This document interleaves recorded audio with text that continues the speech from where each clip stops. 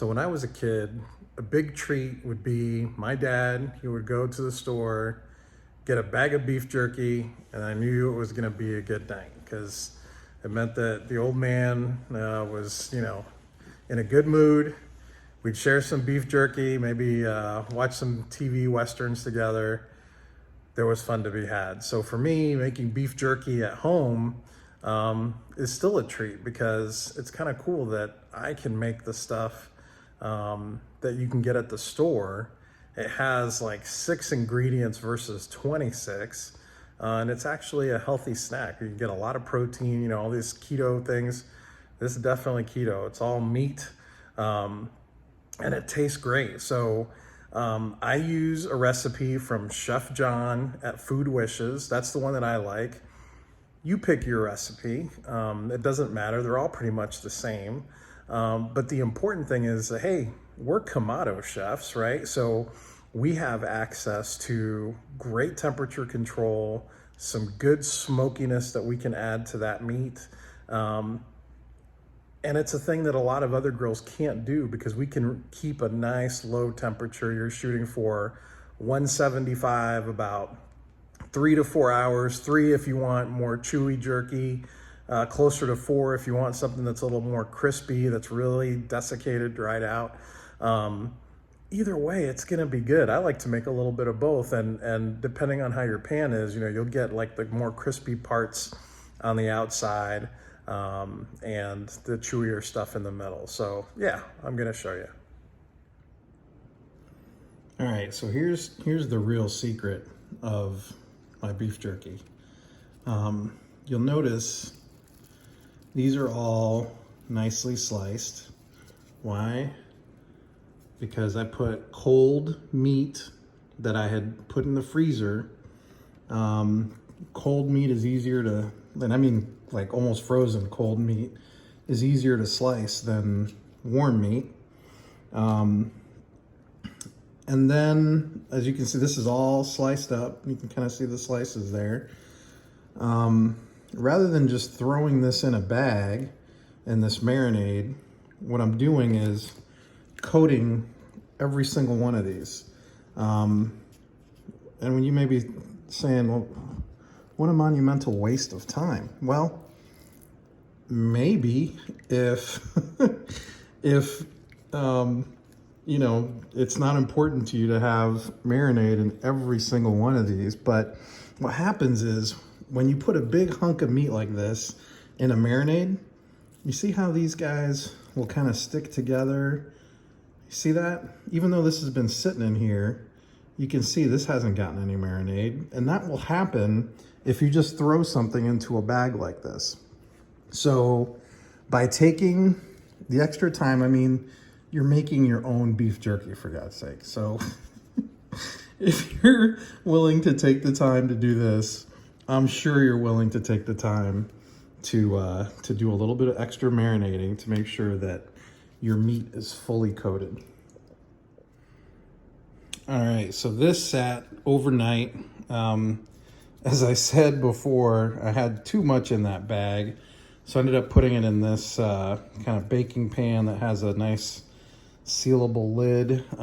So what I'm doing now, the whole beef jerky process is a drying process. So you're, to use a fancy word, desiccating this meat or drying it. So the first part is, all right, let's dry it by getting some of this marinade off of it. And that's exactly what I'm doing. And this is a tip from Chef John on Food Wishes. So you'll see this right in the recipe. So yeah, I'm gonna get through this entire slog of meat here. And as you can see, I've got a lot. And that's exactly what I'm doing. I'm just taking it out, patting it dry. You can see it's considerably dry. And then I'm just kind of making myself a stack there. This is kind of my working area here, and then I'll make a stack there. And I'll show you what the next step is. So here's a pro tip on the beef jerky. Something that I forgot to mention before. Yes, I'm still trying this stuff. Let me pick a piece that's easy to see. So here you can see the grain of the meat runs this way, right? So hopefully you can see that on the camera. Yeah, the grain of the meat runs this way. So I slice this myself, but if you take this to the butcher, which I suggest, so you don't have to, yeah, let me get a close up there. You can really see the grain there. Make sure that they, you know, give you some nice long grain this way. Why? Because much like when you cut a steak, like a flank steak as an example, you cut that this way so that you have short pieces of grain, which make the steak that much more tender. Here, we're going for long grain so that this doesn't fall apart on us as it dries. So you get that characteristic long piece of leather-like jerky versus, you know, jerky powder.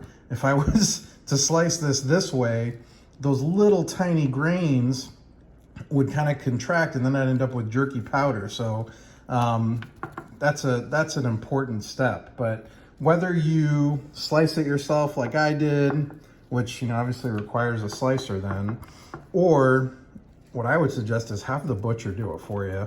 If you can find a, you know, a place that has a butcher that can do that. Even at Meijer here in the Midwest, I've had them do it for me and it turned out great.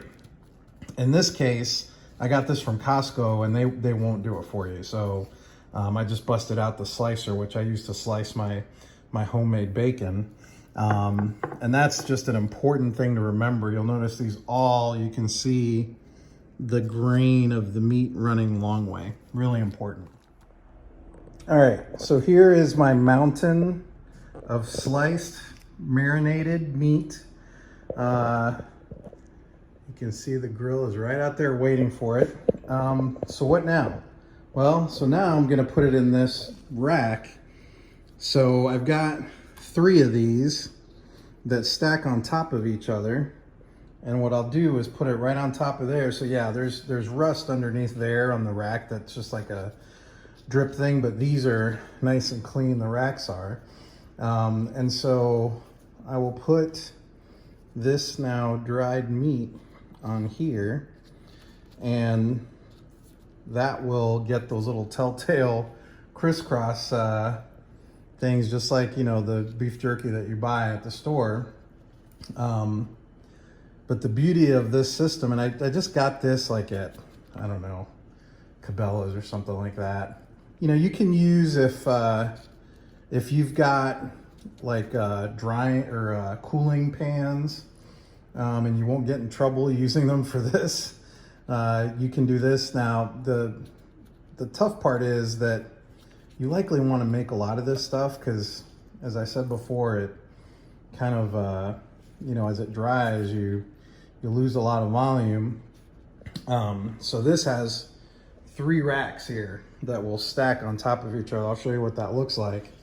But essentially, if you use, you know, like your baking cooling rack, you're not going to have, you know, very much real estate.